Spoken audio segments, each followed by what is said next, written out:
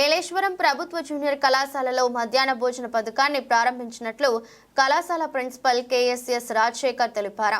ఈ సందర్భంగా ప్రిన్సిపల్ రాజశేఖర్ మీడియాతో మాట్లాడుతూ ఇప్పటి వరకు 10వ తరగతి వరకు అమలులో ఉన్న మధ్యాహ్న భోజన పథకాన్ని ఇప్పుడు ప్రభుత్వ జూనియర్ కళాశాలలో కూడా ప్రారంభించడం చాలా ఆనందంగా ఉందని ఆయన అన్నారు.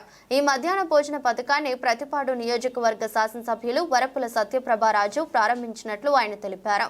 ఈ పథకాన్ని రాష్ట్ర ప్రభుత్వం ప్రారంభించడం వల్ల 2 ఉద్దేశాలు ఉన్నాయని, ఒకటి విద్యార్థులకు పౌష్టిక ఆహారం పోషకాలు పెంచడం, 2 డ్రాప్ శాతాన్ని తగ్గించవచ్చని ఆయన తెలిపారు. మన ఏలేశ్వరం ప్రభుత్వ జూనియర్ కళాశాలలో రేపటి నుంచి అనగా 4వ తారీఖు జనవరి 4 నుంచి మధ్యాహ్న భోజన పథకాన్ని ప్రారంభిస్తూ ఉన్నాము.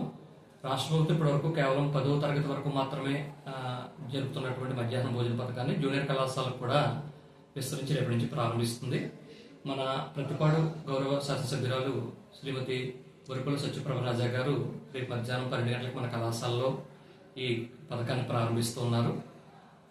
మన కళాశాలలో మొత్తం ఫస్ట్ ఇయర్ సెకండ్ ఇయర్ కలిపి 350 మంది విద్యార్థులు ఉన్నారు. వీరికి మధ్యాహ్నం భోజన పథకం రేపటి నుంచి అందివ్వడానికి అన్ని ఏర్పాట్లు కూడా చేయడం జరిగింది.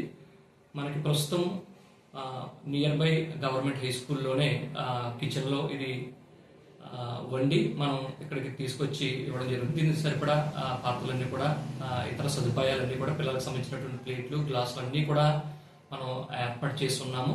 పిల్లలకు త్రాగడానికి అవసరమైనటువంటి 2 RO ప్యూరిఫైర్లు ఉన్నాయి. వాటిని కూడా అందుబాటులోకి ఒక రిపేర్ ఉంటే అది కూడా మనం బాగు చేసి అందుబాటులోకి తీసుకుని వచ్చాము. అదేవిధంగా భోంచేసిన తర్వాత అవసరమైనటువంటి హ్యాండ్ వాష్ బేసిన్లు కూడా కొత్తగా కట్టించడం జరిగింది.